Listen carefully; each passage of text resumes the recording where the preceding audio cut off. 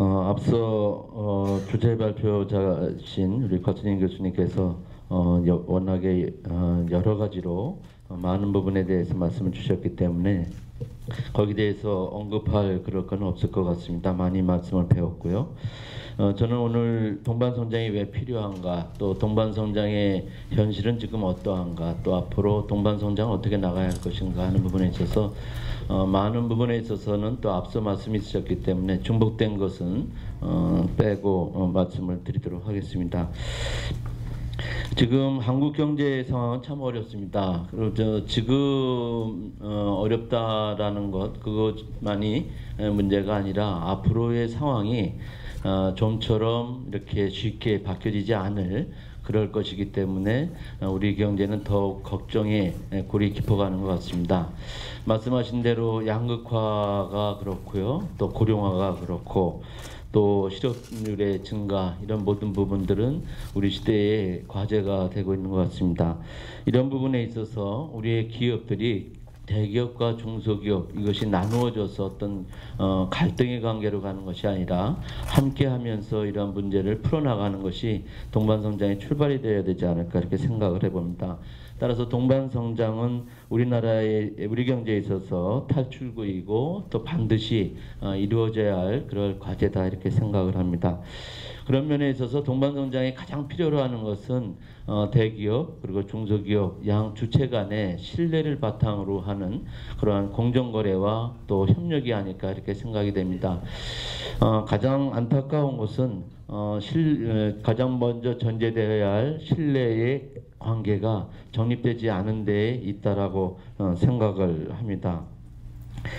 앞으로 이제 지난 동반성장을 시작한 지가 1년, 그러니까 2년 채 안 되는 그런 시점에 있기 때문에 아직 많이 남은 시간 동안에 이런 부분들을 해결해 나가야 되겠지만 이 동반성장에 있어서 신뢰를 회복하는 일, 그래서 그간에 혼자 빨리 가는 그러한 20세기였다면 이제는 함께 멀리 가는 21세기를 준비하는 그것이 우리에게 필요하지 않을까 이렇게 생각을 합니다.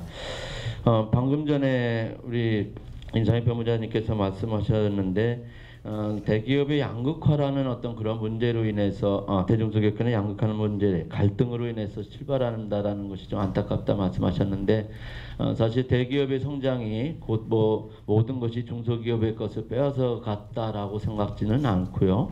또 대기업 스스로의 많은 노력에 의해서 글로벌 기업으로 성장했고 우리 경제를 주도한 면은 분명히 평가받아야 할 거라고 생각을 합니다.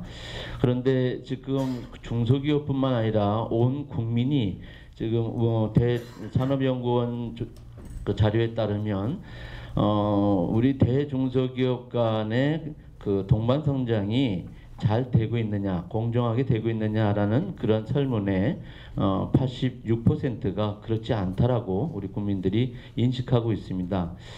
또 하나 또 저희 중앙회가 그 국민들 1000명을 대상으로 한번 질문해 봤습니다. 대기업이 성장하는 데 있어서 가장 큰 배경은 무엇이었습니까? 라고 물어봤을 때 정부의 지원, 정부의 특혜가 85.6%였고 대기업 스스로의 노력은 3.8%에 불과했습니다. 아마도 지금 온 여론이라고 할까요? 뭐 정치권에서든 또는 언론에서든 지금 그 대기업에 대해서 질타하는 목소리가 높은데 아마도 이런 우리 국민들의 인식 속에 그런 것이 있기 때문이 아닌가 이렇게 생각을 해봅니다. 그리고 지금 현재 동반성장 현장은 어떠한가라는 것을 좀 말씀을 드린다면은 지금 대금 결제 부분에 있어서는 상당히 이렇게 기업 현장에서 개선된 것으로 나타나고 있습니다. 현금 결제라든지 또 대금 결제 기일을 단축한다라든지 결제 횟수라든지 이런 부분에 있어서는 상당히 개선된 것으로 이렇게 평가되고 있고요. 또 납품 단가도 일방적이었는데 올해는 그 납품 단가와 관련해서 저희 중앙회 쪽에 민원이 이렇게 접수되지 않은 것을 보면 납품 단가를 책정하는 데 있어서도 상당 부분 개선되지 않았을까 이렇게 저희들이 생각을 해봅니다. 다만 저희들이 현장 체감도를 물어봤을 때는 아직도 현장의 체감에 있어서 실질적이지 피부에 받았지 않는다라는 것이 한 60%였기 때문에 앞으로도 그 부분에 있어서는 많은 개선이 노력이 필요하지 않을까 생각을 합니다.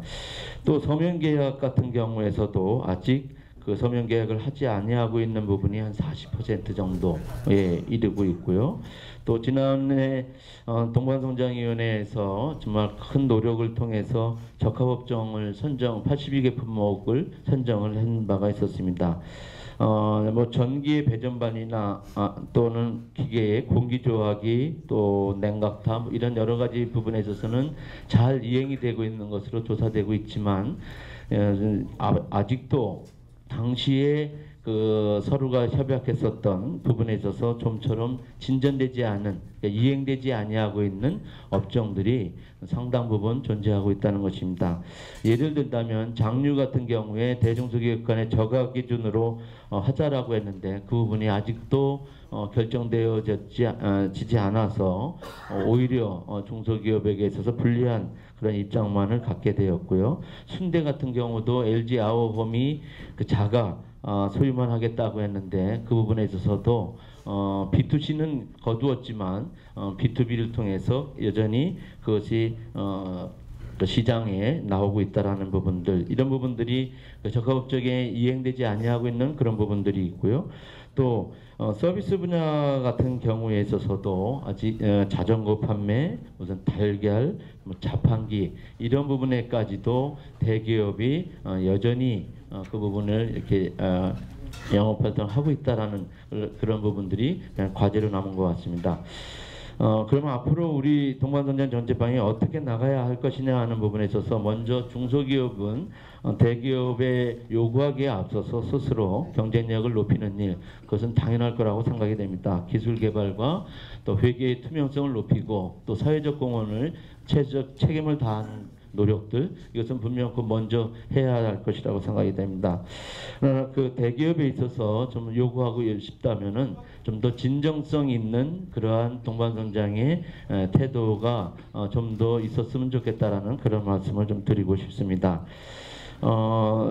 총수문화에 그가 개편돼야 된다라는 목소리도 많이 나오긴 했습니다만은 여러 가지 면에서 개선되고 있는 그 속도를 좀 더 빠르게 정착되어졌으면 하는 생각입니다. 그 진정성을 갖췄으면 좋겠다라고 하는 부분에 있어서는 그 아까 말씀드렸던 그 적합업종 같은 것들이 이해가 될 것 같고요. 또 그 최근에 서울행정법원에서 대형마트나 SSM에 있어서 그 영업활동 제한한 부분, 이 부분에 있어서 물론 그 절차상의 문제를 들어서 이제 그 승소를 했는데요. 그래서 그 부분이 마치 그 본질의 그 내용적으로 잘못된 것인 것처럼 언론에 비춰지거나 또 그렇게 그런 것들로 인해서 어떤 지역으로 확산되어지는 이런 부분들에 대해서는 좀 더 적절하게 서로 대화를 통해서 그런 부분을 영업활동에 있어서의 부분도 진행을 하면서 그것들을 그 입법적인 조례를 제정하는 것들을 해야 되지 않을까 이렇게 생각을 합니다. 또 한 가지 그 동반성장위원회의 기능이 더 활성화되어야 될 거라고 생각이 됩니다. 대기업에 대해서 자료를 요구할 수 있는, 자료 제출을 요구할 수 있는 그런 요구권을 좀 더 부여돼야 되지 않을까 생각이 들고요.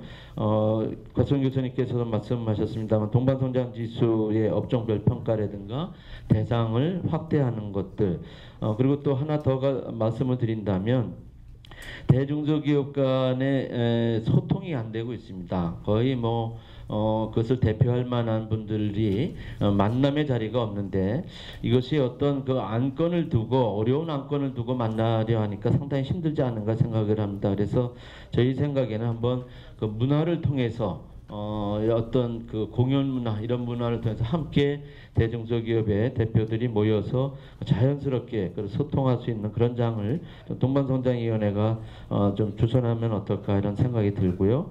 또 정부는 아까 여러 말씀이 있으셨기 때문에 그렇습니다만 임금격차 부분에 대한 그 해소 지원하는 부분들, 또 중요한 것이 한 가지 있는 것 같습니다. 대중소기업 간의 그 불공정 거래에 의한 관리 감독을 심판자로서 조정자로서 역할을 해야 되는데 공정거래위원회가 고발권에 있어서는 1%도 채 미치지 않습니다. 그래서 이런 부분에 있어서 보다 철저한 페널티에 대해서는 반칙에 대해서는 페널티를 부과할 수 있는 어떤 그러한 정부의 노력이 더 있어야 되지 않을까 이렇게 생각을 합니다. 마지막으로 말씀을 드린다면 대중소기업의 이 동반 성장이 적어도 어느 정도 시간이 걸려야 정착될 것이냐 하는 그런 질문을 해봤습니다.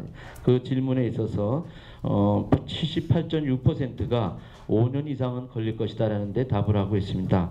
그런 것으로 본다면 지금 여러 가지 동반 성장이 시작이 되면서 많은 갈등의 모습으로 나타나고 있지만 앞으로 남은 그런 시간 동안 저희들이 더욱 노력한다면 빠르게 한국형의 어떤 그런 동반 성장 시스템이 마련되지 않을까 이렇게 생각을 해봅니다. 네, 이상 말씀드렸습니다.